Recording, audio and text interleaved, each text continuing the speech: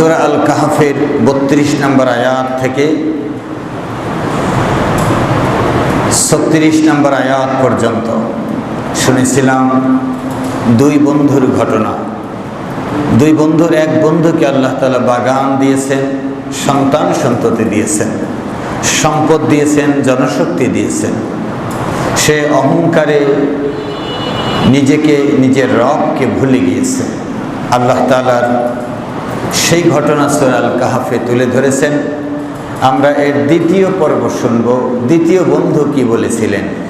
ক্বালা লাহু সাহিবুহু, দ্বিতীয় বন্ধু তার প্রথম বন্ধুকে, ধনী বন্ধুকে বললেন, ওয়াহুয়া ইউহাওয়িরুহু, কথায় কথায় এক পর্যায়ে তিনি এভাবে বললেন, আকাফারতা বিল্লাযী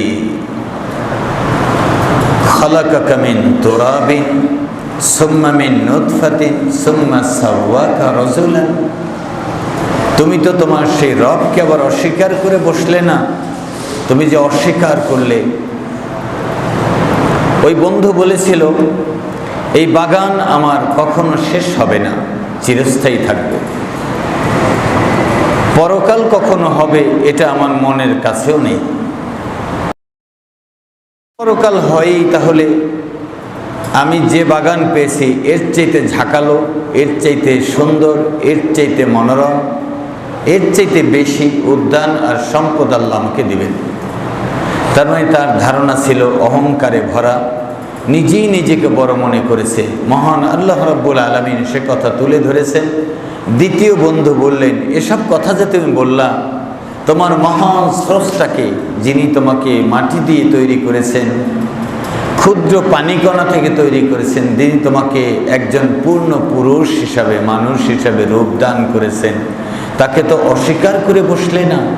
শুনো, লাকিন্নাহু আল্লাহু রাব্বি, আমি আমার কথা বলি, আমি আমার কথা বলি। লাকিন্নাহু আল্লাহু রাব্বি, আল্লাহ তিনি আমার রব, এটা আমার বিশ্বাস। আল্লাহ আমার রব।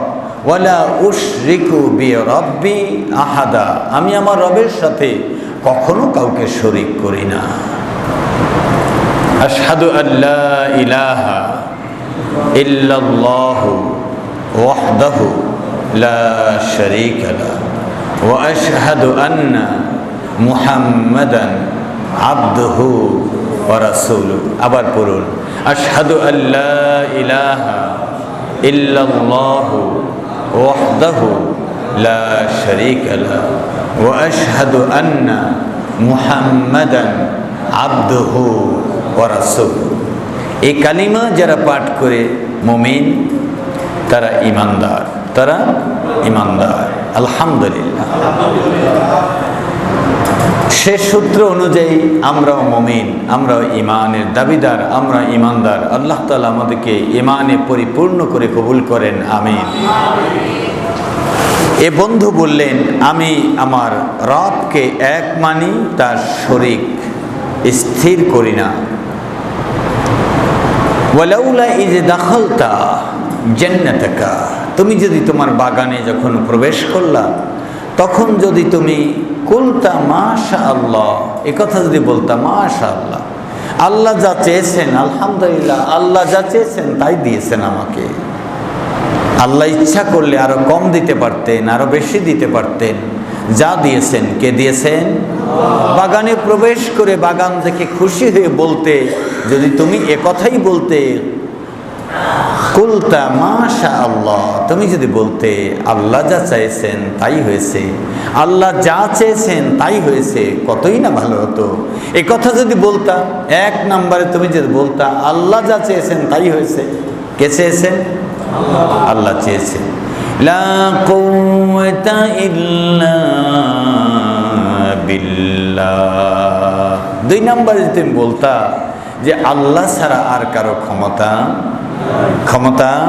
নেই, তুমি যদি বলতে লা কুওয়াতা, কোনো ক্ষমতা নাই, ইল্লা বিল্লাহ, আল্লাহ তাআলার ক্ষমতা ছাড়া, আল্লাহ তাআলার ক্ষমতা ছাড়া আর কোনো ক্ষমতা নেই, তিনি আমাকে বাগান দিয়েছেন, সম্পদ দিয়েছেন, জনশক্তি দিয়েছেন, ছেলে মেয়ে দিয়েছেন, আত্মীয় স্বজন দিয়েছেন, তিনি আমাকে ধন সম্পদের মালিক করে দিয়েছেন। তুমি যদি বলতে লা কুওয়াতা ইল্লা বিল্লাহ, আল্লাহ তাআলা ছাড়া আর কোনো ক্ষমতা কারো নেই, কতই না ভালো হতো।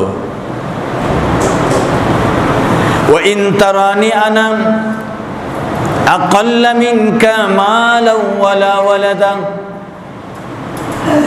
যদিও তুমি তোমার দৃষ্টিতে, তোমার চোখে দেখেছো আমার সম্পদও কম, আমার সন্তানও কম, আমার সম্পদও কম, আমার জনশক্তিও কম, তারপরে তোমার রবের দিকে তাকিয়ে বলা উচিত ছিল সব ক্ষমতার মালিক আল্লাহ, আল্লাহ যা চেয়েছেন তিনি তাই আমাকে দিয়েছেন। সুবহানাল্লাহ। বন্ধুর কত মোলায়েম, কত নরম, কত ঠান্ডা মাথায় উপদেশ, আর তাকে কত সুন্দর পরামর্শ দিচ্ছে। আল্লাহ রাব্বুল আলামিনের এই দ্বিতীয় বান্দা, প্রথম সম্পদওয়ালা বান্দাকে ডেকে বললেন ইনতারানি, যদিও তুমি দেখেছো, আনা আকাল্লা, আমার আছে কম, মিনকা, তোমার চাইতে, মালান, সম্পদ, ওয়ালা ওয়ালাদা, এবং আমার আছে কম সংখ্যক সন্তান সন্ততি।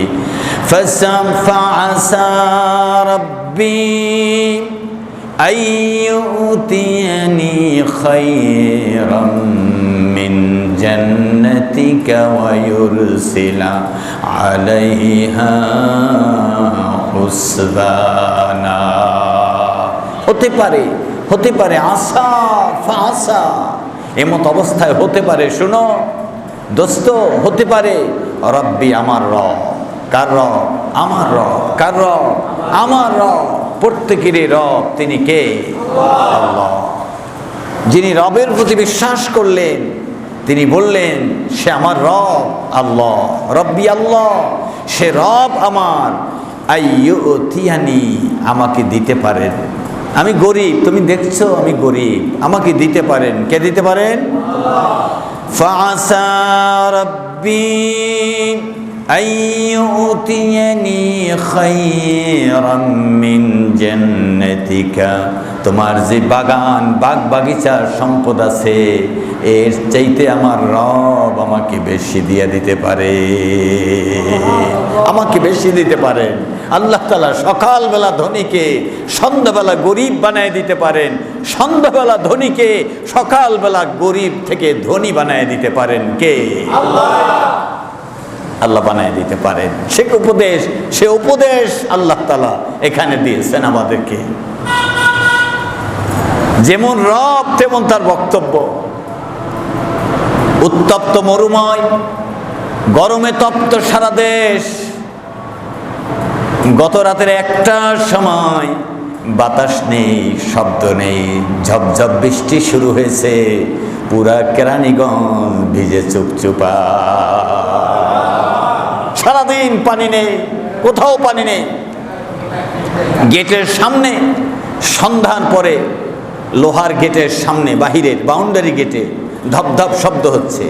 চিন্তা করলাম কে? মনে হয় বাচ্চারা অথবা কোনো লোক এসেছে।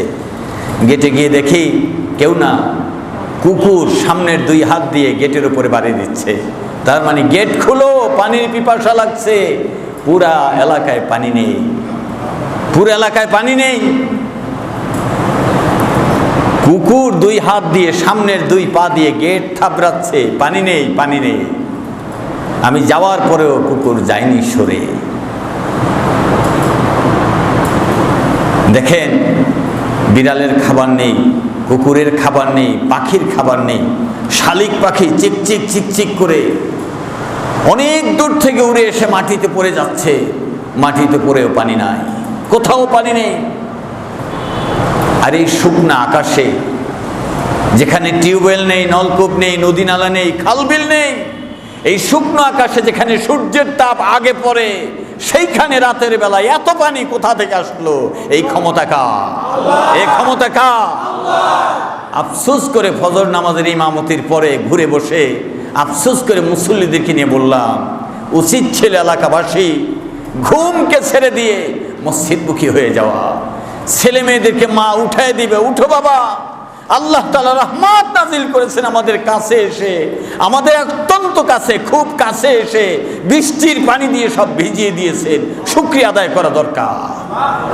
যে এলাকায় বৃষ্টি হয়েছে সেখানকার অবস্থাও যা, আর যেখানে বৃষ্টি হয় নাই সেখানকার দশাও তা। তার মানে পরিবর্তন নাই। আল্লাহ তাআলার উপদেশ, তার উপমা, তার দৃষ্টান্ত, তার আয়াত, তার নিদর্শন মানুষের বিবেক দিয়ে বুঝার চেষ্টা পর্যন্ত করে না, চেষ্টা পর্যন্ত করে না। ঠিক হয় নাই। গত জুমায় যে কথা বলেছি, গত জুমা থেকে এই জুমা পর্যন্ত অনেকেই ঠিক হয় নাই, অনেকেই ঠিক হয় নাই। লোহা পোড়া দেওয়ার পরে হাতুড়ি দিয়ে বাড়ি দিলে চ্যাপ্টা হয়ে যায়, হয় কিনা? লোহা পোড়া দেওয়ার পরে হাতুড়ি দিয়ে বাড়ি দিলে চ্যাপ্টা হয়ে যায়। আর লোহা যদি বেশি পাকা হয়, পোড়া সাধারণ আগুনে পোড়া দিলে তা লাল হয় না, নরম হয় না, তা গরম হয় না, গরম হলেও নরম হয় না। হাতুড়ি দিয়ে বারবার পিটালে যেই সেই আওয়াজ দেয়, আমাকে গলাতে পারবে না।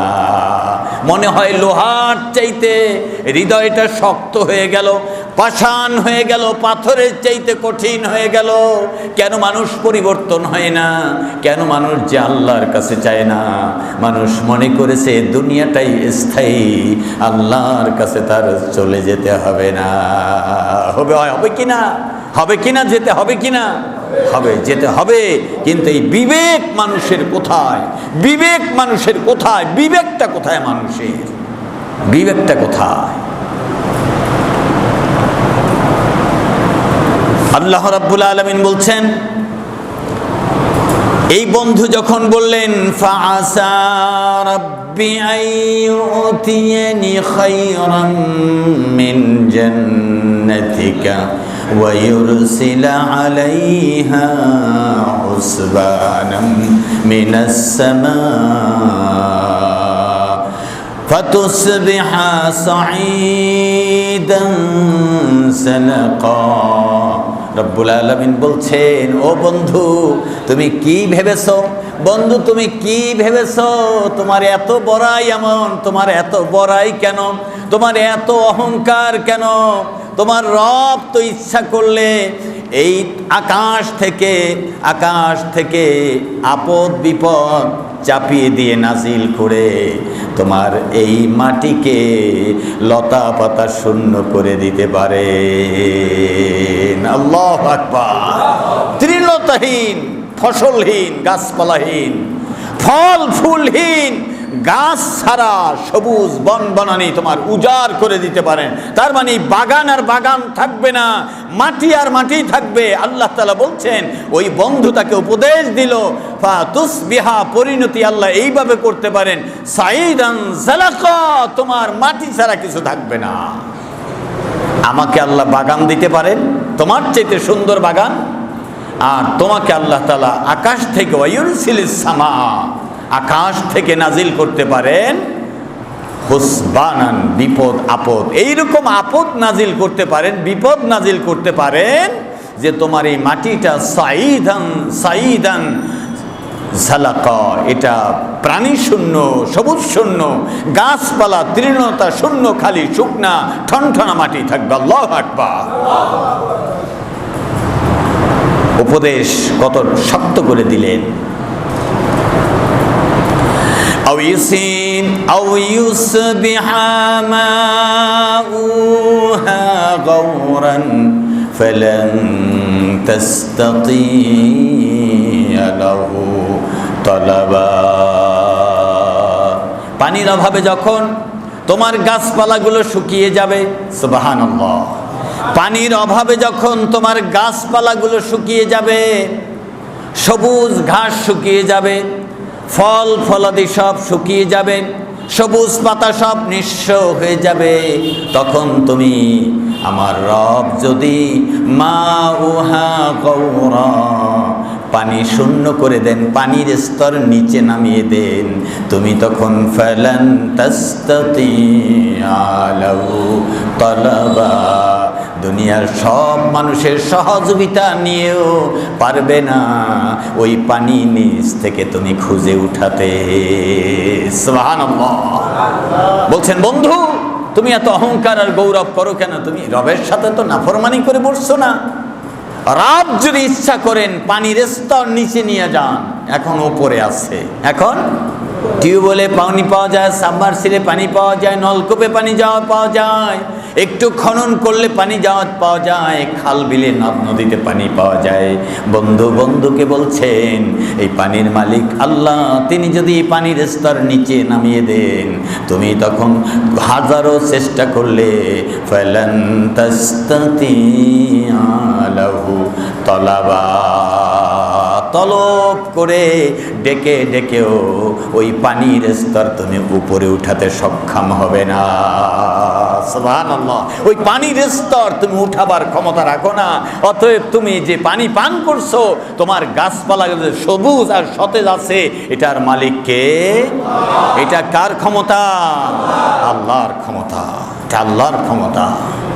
আহা, এটা আল্লাহর ক্ষমতা। আপনি তো কোনোদিন কাঁদেন না যে আল্লাহ পানি দাও পানি দাও। আলেম ওলামারা ডেকে নিয়ে মাঠে নিয়ে তারপরে কান্নাকাটি করে, দেখছেন না? আলেম ওলামারা আপনাদেরকে ডেকে নিয়ে, আমাদেরকে ডেকে নিয়ে মাঠে নিয়ে দোয়া করে আল্লাহর কাছে। আপনি তো কোনোদিন কাঁদেন না। আপনি তো কোনোদিন বললেন না হুজুর আসেন, হুজুর আসেন দোয়া করি, পানি কেন হচ্ছে না, পানি কেন নাই, বৃষ্টি কেন নাই, বিপদ কেন সারে না, জালিম কেন যায় না, প্রতারক কেন যায় না, ইসলাম বিদ্বেষীরা কেন সরে না? হুজুর দোয়া করেন। হাতে ব্যথা হয়েছে, পায়ে ব্যথা হয়েছে, হার্টের সমস্যা হয়েছে, কিডনিতে সমস্যা হয়েছে, তখন দোয়া চান, তখন ব্যথা পান। সারা দুনিয়ায় মুসলমানরা মজলুম হয়ে আছে, ইসলাম কুণ্ঠাসা হয়ে আছে, কোরআন অপমানিত লাঞ্ছিত হয়ে আছে, কুণ্ঠাসা হয়ে আছে, নিচু হয়ে আছে। সেখানে আল্লাহর কথাকে ধুলাই মিলিয়ে দেওয়ার চেষ্টা করা হচ্ছে। সেই সময় তো আপনার দোয়া করা উচিত, সেই সময় কান্নাকাটি করা উচিত, সেই সময় এগিয়ে আসা উচিত, ঐক্যবদ্ধ হয়ে বলা উচিত হুজুর আসেন কি করা যায়।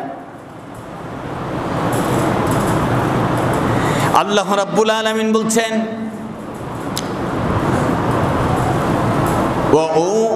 وَأُوحِيتَ بِسَمَرِهِ فَأَصْبَحَ يقلب كفيه على ما أنفق فيها وهي خاوية। রব্বুল আলামিন বলছেন, এই কথাবার্তার পরে দুইজন যার যার বাড়িতে চলে গেলেন। দ্বিতীয় দিন বন্ধু সকালবেলা বাগানে এসে দেখে সব উলট পলট হয়ে গেছে। আঙুরের বাগান ভেঙে মাচা নিচে পড়ে গিয়েছে, খেজুর সব নিচে পড়ে গিয়েছে, কাঁচাই সব ঝরে গিয়েছে, পাতাগুলো সব শুকিয়ে গিয়েছে, গাছপালা সব পোড়া পোড়া হয়ে গিয়েছে। পানির স্তর রাতের মধ্যে নিচে নামিয়ে দিয়ে, পানির স্তর না শুধু গাছের রস পর্যন্ত নিচে মাটির মধ্যে নিঃশেষ করে দিয়েছেন কে? মনে হয় আরো 2-1 মাস আগে পানি শূন্য হয়ে সব মারা গেছে, এখন শুকিয়ে সব লাল হয়ে গেছে, আগুন দিলে সব পুড়ে যাবে, লাকড়ি হয়ে যাবে। এ করে কে করে দিলেন? আল্লাহ করে দিলেন। সুবহানাল্লাহ, সুবহানাল্লাহ। আপনার যা সেই জন্য আজকে থেকে শুকর করেন। অহংকার যদি হয়ে থাকে আল্লাহর কাছে মাপ চান। আল্লাহ তাআলার কাছে বলেন মাশাআল্লাহ। কি বলতে হবে? মাশাআল্লাহ। লা কুওয়াতা ইল্লা বিল্লাহ। আল্লাহর ক্ষমতার উপরে আর কারো ক্ষমতা নেই। আল্লাহ আমাকে তার ক্ষমতায়, তার ইচ্ছায়, তার করুণায় আমাকে দান করেছেন, তাই আমি মালিক, তাই আমি বড়, তাই আমি বিদ্বান, তাই আমি ধনওয়ালা, তাই আমি সম্পদওয়ালা, তাই আমি বাড়িওয়ালা, তাই আমি গাড়িওয়ালা, তাই আমি বুদ্ধিওয়ালা, আমি মাথাওয়ালা, আমি সুস্থ দেহের অধিকারী। কে করেছেন? কে করেছেন?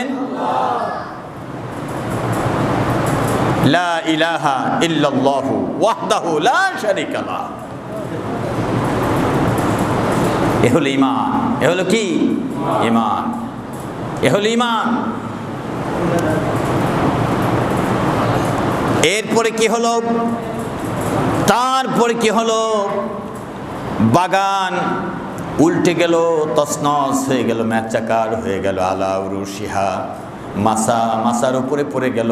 ওয়ায়াকুলু ইয়া লাইতানি লাম উশরিক বিরাব্বি আহাদা। আল্লাহ তাআলা বলছেন, আমার সেই বান্দা তখন চিৎকার করে উঠল। সময় হারায় না সময় থাকতে, সময় হারায় না সময় থাকতে সেই বান্দা তখন চিৎকার করে উঠল। কি? ইয়া লাইতানি লাম উশরিক বিরাব্বি আহাদা। আমি যদি আমার রবের সাথে শিরক না করতাম তাহলে কতই না ভালো হতো। আমি আমার রবের সাথে যদি শিরক না করতাম কতই না ভালো হতো। সর্বনাশ, আমি করলামটা কি? আমার তো এটা করা উচিত হয় নাই। ওয়ালাম তাকুল্লাহু ফিআতুন ইয়ানসুরুনাহু মিন দুনিল্লাহি ওয়া মা কানা মুনতাসিরা।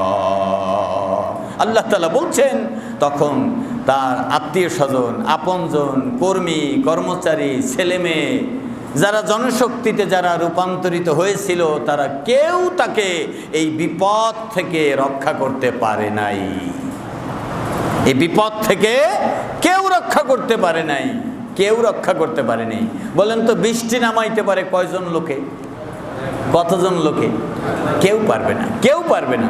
দুনিয়ার সব মানুষ আসলে বন্যা থামাতে পারবে? বন্যার মোকাবেলা করতে পারবে? বোকা কোথাকার। বন্যার মোকাবেলা করার জন্যে প্রত্যেক জেলায় ৩-৪ জন, ১০ জন, ২০ জন করে লোক নিয়োগ করা হয়েছে বন্যার মোকাবেলা করার। সাইক্লোন সেন্টার দেওয়া হয়েছে বন্যার মোকাবেলা করার জন্যে। আবহাওয়া অফিস নির্মাণ করা হয়েছে বন্যা মোকাবেলা করার। দেশে দেশে দুনিয়ার বিভিন্ন জায়গায় ক্ষুধা দারিদ্র্য মোকাবেলা করার জন্য রেড ক্রিসেন্ট সোসাইটি নিয়োগ করা হয়েছে। এটা প্রস্তুত করা হয়েছে, প্রতিষ্ঠা করা হয়েছে দারিদ্র্য, ক্ষুধা দারিদ্র্য নির্মূল করার জন্য। আল্লাহ রাব্বুল আলামিন বলছেন, না, এটা সম্ভব নয়। রিজিকের মালিক কে? রিজিকের মালিক, শান্তির মালিক, শাস্তি দেওয়ার মালিক কে? আযাব দিতে পারেন কে? এই জন্য সাবধান থাকতে হবে।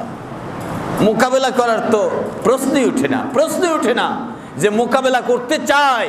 মুখে বলার সাথে সাথে আপনি সাথে সাথে বলে দিবেন, তুমি কিচ্ছু পারবে না, আমার রব সব পারবে। তোমার ওই কথা ধুলায় মিশে যাবে, তোমার কথায় কিছু আসবে যাবে না।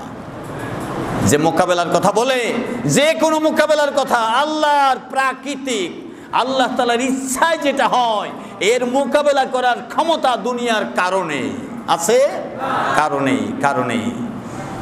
আল্লাহ রাব্বুল আলামিন বলছেন, এই ব্যক্তি কোনো লোক খুঁজে পেল না, ডেকেও পেল না, আল্লাহ ছাড়া আর কাউকে সাহায্যকারী পেল না, আর নিজেও ওয়া মা কানা মুনতাসিরা। আল্লাহ রাব্বুল আলামিন বলছেন, আর নিজেও সেই বিপদ থেকে, মুসিবত থেকে বাঁচার জন্য নিজেও নিজেকে রক্ষা করতে পারল না। সময় হারিয়ে আফসোস করেও আর কোনো লাভ হলো না। আমরা যেন সময় হারিয়ে আফসোস না করি, বরং আমাদেরকে আল্লাহ তাআলা যা দিয়েছেন তার উপরে শুকরগুজার করি। আল্লাহ কবুল করেন, আমিন। লা ইলাহা ইল্লাল্লাহ, লা ইলাহা ইল্লাল্লাহ, লা ইলাহা ইল্লাল্লাহ। নামাজ ভঙ্গের কারণ আসেনি? নামাজ ভঙ্গের কারণ আছে না? অজু ভঙ্গের কারণ,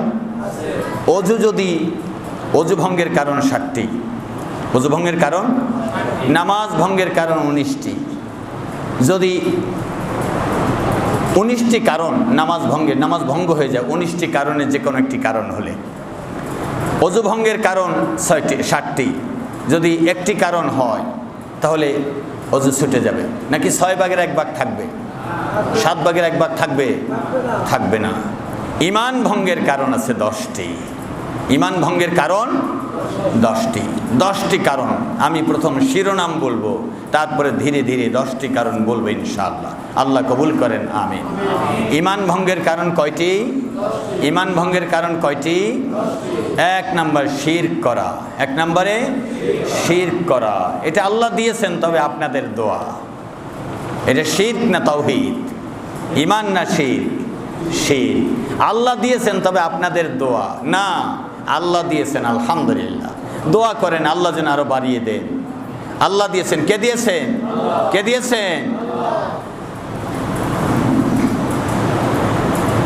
হ্যাঁ, আগে আল্লাহ আপনাদের দোয়ায় ভালোই আছি। আগে আল্লাহ আপনাদের দোয়ায় ভালোই আছি। দুইজন লাগে। কয়জন লাগে?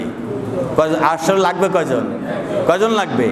আলহামদুলিল্লাহ ভালো আছি। কি বলতে হবে? আলহামদুলিল্লাহ ভালো আছি। কি বলতে হবে? আলহামদুলিল্লাহ ভালো আছি, ভালো আছি। তাহলে শিরক করা যাবে না, শিরক করা যাবে না। শিরক হলো ঈমান নষ্ট হয়ে যায়। শিরক কি কি এটা জানার চেষ্টা করবে। শিরক ঈমান নষ্ট হয়ে যায়। গাছকে পূজা করা, গাছ পূজা করা, গাছের কাছে ধর্ণা ধরা, পাথর পূজা করা, মূর্তি পূজা করা, দেবতা পূজা করা, এগুলো কি? শিরক। এটা 12 মাসে 13 পূজা আছে হিন্দু ধর্মে। 12 মাসে 13 পূজা। এক এক মূর্তির এক এক মাসে পূজা, এক এক মূর্তির এক এক মাসে পূজা। যদি 12 মাসে 13 পূজা হয়, এক মূর্তির বছরে কয়বার পূজা? একবার। বছরে একবার না? এক এক মূর্তি যদি মাসে একবার পূজা হয় আর কখনো না হয়, তাহলে এক বছরে একবার, এক বছরে একবার। তাহলে এই পূজাটা কি বাৎসরিক? যদি কোনো ভাস্কর্য এটা বছরে একবার সেলুট দেওয়া হয়, এটা কি হবে তা জানি না। কি হবে? শিরক হবে। এটাকে ফায়দা নেওয়ার জন্যে, সুবিধা নেওয়ার জন্যে, রাজনৈতিক, সামাজিক, ব্যক্তিগত, দুনিয়াবি, আখেরাতের কোনো ফায়দা নেওয়ার জন্যে মূর্তির কাছে, ছবির কাছে, পাথরের কাছে কোনো রকম ফায়দা নেওয়ার জন্য মূর্তি থেকে, পাথর থেকে, ছবি থেকে, দেয়াল থেকে, ওয়াল থেকে ফায়দা নেওয়ার চেষ্টা করা, তখন আল্লাহ তাআলা তাকায় থাকেন, বান্দা আমি দিয়েছি সব, তুমি আমার কাছে না চেয়ে মুহূর্তের জন্য তুমি পাথরের কাছে চেয়েছো। এরকম পাথরের কাছে মানুষ চায় কি চায় না? আবার বড় হুজুর গিয়া হাত তুলে দোয়াও করে। আপনারা ঘুরে দাঁড়ান, ঘুরে দাঁড়ান, এখানে দোয়া হচ্ছে, এখানে দোয়া হচ্ছে, ঘুরে দাঁড়ান। জিলাপির আশায় পাবলিক যায়, আমিত্তির আশায় জনগণ যায়, আর হুজুর টাকার আশায়, হাদিয়ার আশায় যায়, অথবা তার চাকরিটা টিকাবার জন্য যায়। বাধ্য হয়ে যায়, অবাধ্য যায়, যেভাবেই যায় না কেন, আল্লাহ রাব্বুল আলামিন বলেন, তোমাকে যদি কেউ হত্যাও করে ফেলে শিরকে পা দিবে না, কারণ শিরক করলে ঈমান নষ্ট হয়ে যাবে। শিরক করলে ঈমান নষ্ট হয়ে যাবে, শিরক করা যাবে না। হাতে এটা কি? লাল ফিতা। কি ফিতা? লাল ফিতা। কেন এটা? বললো আমার ভাই গিয়েছিল শাহজালালের মাজারে, বলছি একটা হাদিয়া নিয়ে এসো। তা একটা হাদিয়া নিয়ে আসছে। যাক, আল্লাহর অলির বরকতে যদি আল্লাহ বিপদ আপদ থেকে রক্ষা করে, তা খারাপ কি, ভালোই তো। এটা তেমন কিছু না, নামাজ কালাম তাসবিহ তাহলিল সবই তো আল্লাহর জন্য করছি। তো এই ফিতাটা, লাল সুতাটা হাতে বাঁধা আছে, এটা শিরক। এটা কি? এটা শিরক। এটা কি? এটা শিরক। এইটারও কিছু ক্ষমতা আছে, আবার বাকি ক্ষমতা সব আল্লাহ। তাহলে কয়জন হলো? দুইজন হলো। এটা শিরক, এটা করা যাবে না, এটা করা যাবে না। এটার ভিতরে কোনো ফায়দা নেই। ফায়দা দেওয়ার মালিক কে? আল্লাহ। আল্লাহ। তাহলে শিরক করা ঈমান নষ্ট হয়ে যাবে। 2 নম্বরে নিজের ও আল্লাহর মধ্যে মধ্যস্থতাকারী সৃষ্টি করা, নিজের মধ্যে এবং আল্লাহ তাআলার মধ্যে মধ্যস্থতাকারী সৃষ্টি করা। 3 নম্বরে কাফের মুশরিকদেরকে কাফের মনে না করা, কাফের মুশরিকদেরকে কাফের মনে না করা।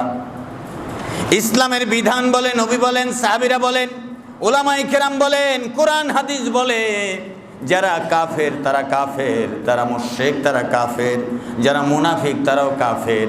আল্লাহ রাব্বুল আলামিন বলেন, যারা কাফের তাদেরকে যদি কেউ কাফের মনে না করে, মনে করে এদের মধ্যেও কিছু থাকতে পারে, আল্লাহ রাব্বুল আলামিনের ওই বান্দা ঈমান নষ্ট হয়ে যাবে।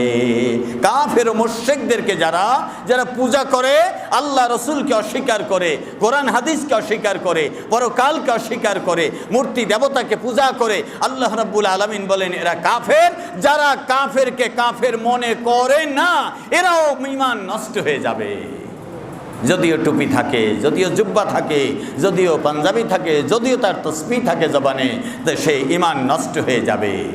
4 নম্বর হলো নবীজির ফয়সালার তুলনায় অন্য কারো ফয়সালাকে উত্তম মনে করা, নবীজির বিচারের তুলনায় অন্যের বিচার উত্তম মনে করা, নবীজির শাসনের তুলনায় অন্যের শাসন উত্তম মনে করা, নবীজির রাজনীতির বিষয়ে চিন্তা করলে তার চাইতে উত্তম রাজনীতি আমাদেরটা যদি কেউ মনে করে, তার ঈমানটা ছুটে যাবে।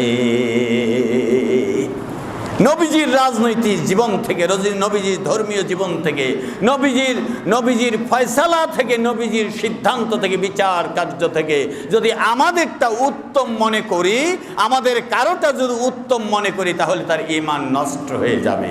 কি হয়ে যাবে? ঈমান নষ্ট হয়ে যাবে। তার মানে অজুতে অজু ভঙ্গের কারণ 7টি, যেমন একটা যদি ছুটে যায় তো অজু পুরা ছুটে যাবে। আর যদি কেউ কোনো ব্যক্তি এই ঈমান ভঙ্গের কারণের এইটা যদি কেউ মেনে নেয় যে আল্লাহ রসুলের ফয়সালার তুলনায় অমুকের ফয়সালা, অমুক দলের সিদ্ধান্তটা ঠিক, তাহলে আল্লাহ তাআলা, রসুল সাল্লাল্লাহু আলাইহি ওয়াসাল্লাম হাদিস এবং আল্লাহর কোরআন প্রমাণ করে তার ঈমান নষ্ট হয়ে যাবে।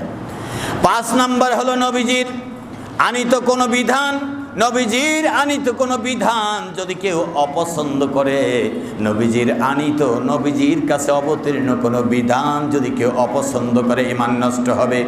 6 নম্বরে দিনের কোনো বিধান নিয়ে যদি কেউ কটাক্ষ করে, দিনের কোনো বিধান নিয়ে কটাক্ষ করে, পর্দা নিয়ে, নামাজ নিয়ে, রোজা নিয়ে, হজ নিয়ে, জাকাত নিয়ে, দিনের কোনো বিধান নিয়ে, চুরির বিধান নিয়ে, ডাকাতির বিধান নিয়ে, চুরির বিচার নিয়ে, ডাকাতির বিচার নিয়ে, বেবিচারের বিচার নিয়ে, জায়গা জমিনের বিচার নিয়ে কেউ যদি উক্তি করে, কটাক্ষ করে, কেউ যদি মন্তব্য করে, বিরূপ প্রতিক্রিয়ার প্রকাশ করে, তার ঈমান নষ্ট হয়ে যাবে।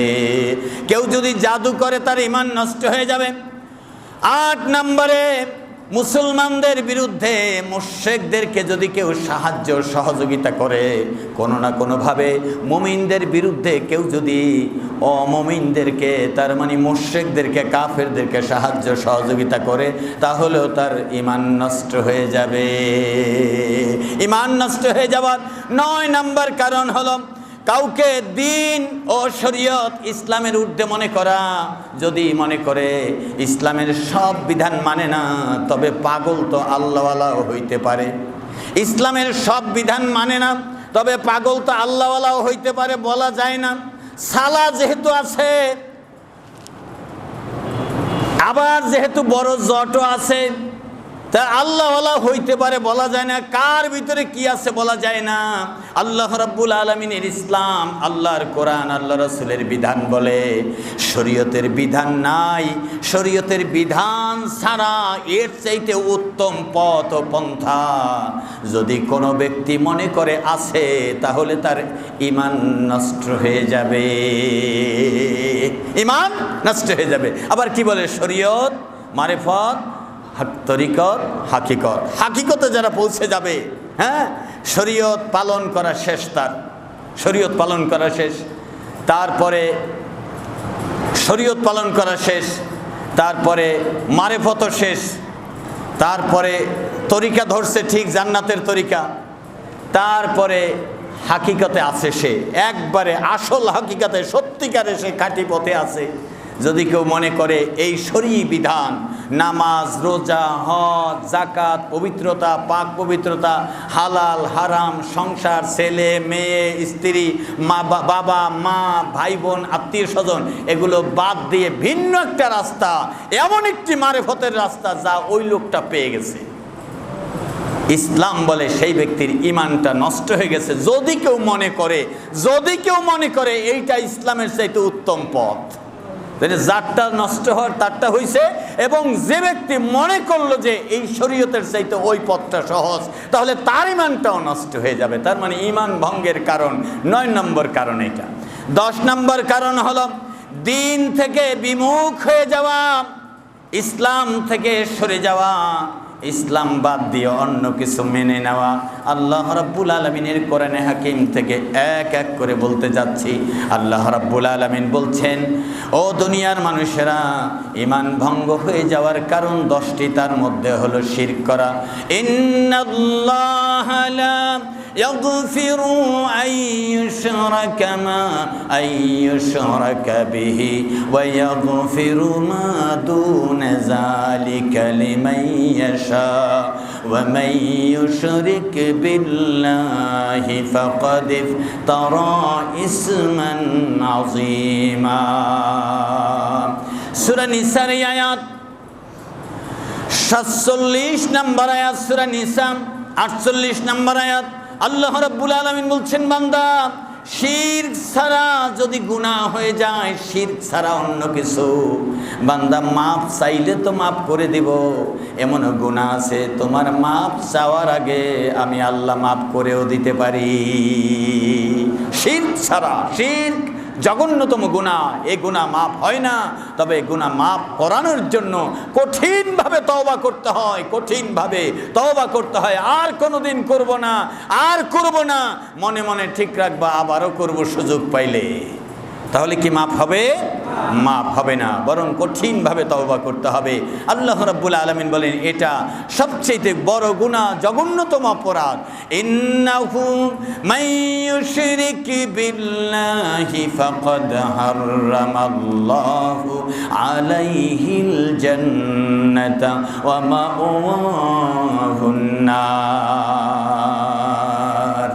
এখানে সূরা মায়েদা 72 নম্বর আয়াত।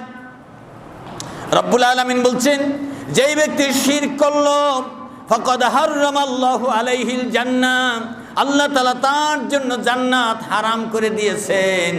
বলেন, এই লোকের ঈমান আছে না গেছে? আছে না গেছে? আল্লাহ রাব্বুল আলামিন বলেন, যেই ব্যক্তি শিরক করলো, ফাকাদ হারামাল্লাহু আলাইহিল জান্নাহ, ওই ব্যক্তির জন্য আল্লাহ জান্নাত হারাম করে দিয়েছেন। জান্নাত হারাম করে দিয়েছেন মানে এই লোক শিরক অবস্থায় আল্লাহর জান্নাতে যাবে না। এরপরে বলে দিয়েছেন জান্নাত হারাম হলে কি হবে? ওয়া মাওয়াহুন নার ওয়া মা লিয-যালিমিনা মিন আনসার। এই জালিমের ঠিকানা হবে জাহান্নাম। এই জালিমকে কেউ সাহায্যের জন্য এগিয়ে আসবে না, তাকে কেউ সাহায্য করবে না। জালিম, জালিম মানে আল্লাহর সাথে জুলুম করেছে, আল্লাহর সাথে জুলুম করেছে। বলেন, আকাশ কার? আমরা কি জুলুম করতে পারি? আর একজনকে দিতে পারি? আকাশ কার? নাকি ফেরেশতাদেরও আছে? আকাশ কার? জমিন কার? নাকি নবীদেরও এক ভাগ আছে? নবীদের আছে। এই জমিন কার? আমরা কার? আমাদের হায়াত মৌতের মালিক কে? আমাদের উপকার করতে পারেন কে? আমাদের ক্ষতি করার ক্ষমতা আছে কার? তাহলে এই ভাগের মধ্যে কাউকে আমরা বসাতে পারি না। আল্লাহর জমিনে বিধান চালাবার ক্ষমতা আছে কার? এখানে ক্ষমতা কাউকে আমরা ভাগ বসাতে পারি? যদি ভাগ বসাই, আল্লাহ তাআলা বলেন, আমার ক্ষমতাকে ওরা ছিনিয়ে নিয়ে আমার প্রতি জুলুম করে ওর দাদাকে বসাচ্ছে, নাতিকে বসাচ্ছে, নানাকে বসাচ্ছে, খালা খালুকে ভাগ দিচ্ছে, এটা আমার উপরে জুলুম করলো। আল্লাহ রাব্বুল আলামিন বলছেন, ওয়া মা লিয-যালিমিনা মিন আনসার। এসব জালিম যারা আমার সাথে জুলুম করলো, আমার সীমানা যারা ঠেলে ঠেলে নিয়ে আর একজনকে বসালো, ওই জালিমদের জন্য কোনো সাহায্য হবে না। এ হলো সূরা মায়েদা 72 নম্বর আয়াত। সূরা মায়েদা 72 নম্বর আয়াত। কত সহজ কথা, সোজা কথা। এরপরে আল্লাহ রাব্বুল আলামিন বলছেন, নিজের মধ্যে এবং আল্লাহর মধ্যে মধ্যস্থতাকারী নির্মাণ করা, এটা ঈমান নষ্ট হয়ে যাওয়ার দ্বিতীয় কারণ। নিজের মধ্যে আল্লাহ তাআলার মধ্যে মধ্যস্থতা ঈমান নষ্ট হয়ে যাওয়ার দ্বিতীয় কারণ। আল্লাহ তাআলা বলছেন, ওয়া ইয়াবুদুনা মিন দুনিল্লাহি মা লা ইয়াদুররুহুম ওয়া লা ইয়ানফাউহুম ওয়া ইয়াকুলুনা হাউলাই শুফাউনা ইনদাল্লাহ। রব্বুল আলামিন সূরা ইউনূসের 18 নম্বর আয়াতে বক্তব্য দিয়েছেন, তোমরা যার ইবাদত করো সে তো আল্লাহকে বাদ দিয়ে যার ইবাদত করো, যার হুকুম মানো, তার যার বিধান মানো, যার বিধান মেনে তুমি খুশি আর সন্তুষ্ট হও, যার অমান্য করলে তোমার মন খারাপ হয়, যার বিরুদ্ধে বললে তোমার মিজাজ খারাপ হয়, আল্লাহর বিপক্ষে বললে তোমার ভালো লাগে, এইরকম যে তুমি তার ইবাদত শুরু করে দিয়েছো, সে তো তোমার উপকার করতে পারবে না, ক্ষতিও করার ক্ষমতা রাখে না। বরং তুমি চিন্তা করো যে ওই ব্যক্তি আর ওই বুজুর্গ অথবা ওই দেবতা সে আল্লাহর কাছে আমার সুপারিশ করতে পারবে। যেমন পীর, ওলি, আউলিয়া, দরবেশ মানুষ মানে, তারা কি করবে? আল্লাহকে বাদ দিয়ে তার তরিকা শুরু করেছে, আল্লাহ রসুলের তরিকা বাদ দিয়ে। ভাই, আল্লাহর হুকুম মানতে হবে কার তরিকায়? আল্লাহর হুকুম মানতে হবে কার তরিকায়? রসুলের তরিকাতে। চিশতিয়া তরিকাটা, তার তরিকা তো আর একটা আছে। রসুলের তরিকা 1, চিশতিয়া তরিকা 2, তা সাবরিয়া তরিকা তাহলে 3, নকশবন্দিয়া তাহলে 4, মুজাদ্দিদিয়া তাহলে 5। আরে তরিকা তো আপনি বললেন আল্লাহর হুকুম মানবো রসুলের তরিকায়, তো এখন আবার কি বলতেছেন? এক এক জায়গায়, এক এক ঘাটে ঘাটে এক একজন বসে আছে, সেই জায়গায় বসে তারা মজবুত হয়ে আছে, সেই জায়গায় তারা মজবুত খুঁটি গেড়ে আছে। আল্লাহ রাব্বুল আলামিন বলেন, তারা বলে কি, যারা মুরিদ হয়, যারা ওই দরবার দরবেশ যারা ধরে, তারা বলে হা উলাই শুফাউনা ইনদাল্লাহ, তারা আল্লাহর কাছে আমাদের জন্য সুপারিশ করবে। যখন আমি হেরে যাব, যখন থেকে যাব, তখন আমাকে আল্লাহর কাছে ওকালতি করে আমাকে পার করে নিয়ে যাবে। এই কথা আল্লাহ কিভাবে জানেন কিনা? আমাদের এলাকায় যে বৃষ্টি হয় না, এটা জানেন কে?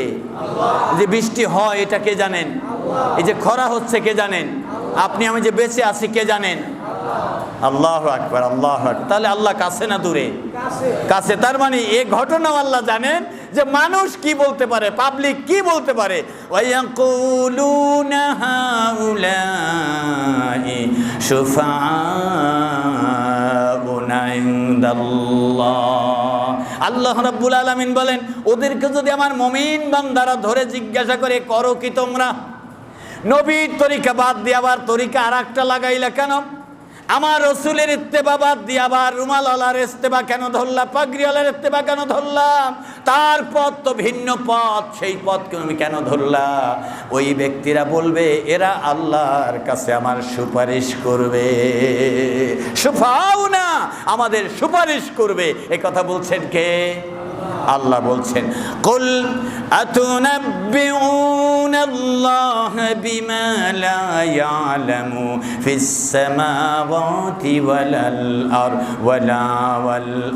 আল্লাহ রাব্বুল আলামিন বলছেন, ও বোকারা, তোমরা যারা বলছো তারা সুপারিশ করবে, তারা পথ দেখাবে, তারা তোমাদেরকে পক্ষে কথা বলবে, শাফাত করবে, তোমরা কি আসলে ব্যাপারটা কি? নবীজি আপনি বলে দেন, কি বলে দিবেন? কুল আতুনাব্বিউনাল্লাহ বিমা লা ইয়ালামু ফিস সামাওয়াতি ওয়াল আরদ। আসমান জমিনে যা যা জানে না আল্লাহ তাআলা, তা কি তোমরা আল্লাহকে জানাইতেছো নি? আসমান জমিনে অনেক কিছুই আল্লাহ জানেন না, সেইগুলো তোমরা তোমাদের দরবার থেকে জ্ঞানের মাধ্যমে, বুদ্ধির মাধ্যমে, তোমাদের অভিজ্ঞতা যোগ্যতার মাধ্যমে আল্লাহকে জানাইতেছো। আসলে এই বিষয়টা এইরকম? আসলে এইরকম? আল্লাহর জানার বাইরে আছে? আল্লাহ তাআলা বলছেন, বিমা লা ইয়ালামু মা ফিস সামাওয়াতি ওয়াল আরদি। আল্লাহ তাআলাকে তোমরা কি জানাইতে চাও? আসমান জমিনের জানার বাকি কি? বরং তোমরা মনের মধ্যে যা লুকিয়ে রেখেছো তা আল্লাহ জানেন। মনের মধ্যে লুকিয়ে রেখে দরবেশের পা টিপলে হবে না, পা টিপলে হবে না। এ খবর কে জানেন? কে জানেন? নবীজিকে বলছেন। তার মানে আপনাকে আল্লাহ তাআলা বলছেন, কুল, এই সব লোকদেরকে জানিয়ে দাও, আতুনাব্বিউনাল্লাহ, আল্লাহকে কি তোমরা বেশি জানাইতেছ না? জ্ঞান দাওনি আল্লাহকে? আল্লাহকে কি জ্ঞান দাওনি? বিমা লা ইয়ালামু, আল্লাহ তাআলা জানেন না, এইরকম জ্ঞান দিতেছ। ফিস সামাওয়াতি ওয়াল আরদি, আসমান ও জমিনের অনেক কিছু আল্লাহ জানে না, আল্লাহ তাআলাকে জানাইতেছ। তার মানে আল্লাহর বিপক্ষে জিতার জন্য কথা বলার সুযোগ আছে? সুযোগ আছে? নাই। এরপরে আল্লাহ রাব্বুল আলামিন বলেন সুবহানাহু ওয়া তাআলা আম্মা ইউশরিকুন। সুবহানাল্লাহ, সুবহানাহু ওয়া তাআলা আম্মা ইউশরিকুন। রব্বুল আলামিন বলছেন, মহান পবিত্রতম সত্তা, তোমরা তার যে দুর্বল দিক দিয়ে তোমরা দেখো, তার যে দুর্বলতার দিক তোমাদের চোখে পড়েছে, এই ব্যাপারে সফলতা হলো রাজনীতিবিদরা সফল, আল্লাহ এ ব্যাপারে দুর্বল। আল্লাহর আইন হলো দুর্বল, ইসলামের আইন হলো দুর্বল, আর সবল আর শক্তিশালী হলো তোমাদের নেতা নেত্রীদের আইন। আল্লাহর আইন হলো, আল্লাহর ইবাদত হলো দুর্বল, আর সবল হলো তোমাদের পীর বুজুর্গদের ইবাদত। আল্লাহর বিধান যারা মেনে চলে তারা আসলে সঠিক পথে নাই, আর তোমাদের যারা বুজুর্গ আছে, তোমাদের যারা ওলিয়া আছে, তাদের বিধান, তাদের ইবাদত হলো অনেক মজবুত, তারা অনেক তাকওয়াবান, তারা অনেক বুজুর্গ। আল্লাহ তাআলা বলছেন, জেনে রেখো আমি আল্লাহ তাআলা ওই সব মুশরিকের চাইতে পবিত্র। আম্মা ইউশরিকুন, আল্লাহ তাআলা তাআলাল্লাহু আম্মা ইউশরিকুন, ওই সব জিনিস থেকে আমি মুক্ত, এর সাথে আমার কোনো সম্পর্ক নাই, বরং আমি এক অদ্বিতীয়, আমারই ইবাদত করবে আমার বান্দারা। সুবহানাল্লাহ।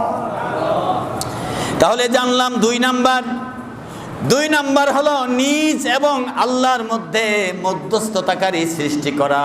এটা করলে তার ঈমানটা নষ্ট হয়ে যাবে, ঈমান ভঙ্গ হয়ে যাবে। এরপরে রব্বুল আলামিন 3 নম্বরের কথা এভাবে বলে দিয়েছেন। 2 নম্বরে আরো একটি উদাহরণ আছে কোরআনে কারিমের। এই উদাহরণ হলো, রব্বুল আলামিন বলছেন, আলা লিল্লাহিদ দীনুল খালিস ওয়াল্লাযীনা ইত্তাখাযু মিন দুনিহি আউলিয়া। জেনে রাখো, দিন, হুকুম, আহকাম, নিয়ম পদ্ধতি কেবলমাত্র আল্লাহর জন্য নির্ধারিত। আল্লাহকে বাদ দিয়ে যারা অন্যকে অভিভাবক, আউলিয়া মনে করে, বন্ধু মনে করে, মা তা'বুদুহুম ইল্লা লিয়ুকাররিবুনা ইলাল্লাহি যুলফা, তারা মনে করে তারা আল্লাহর কাছাকাছি পৌঁছে দিবে।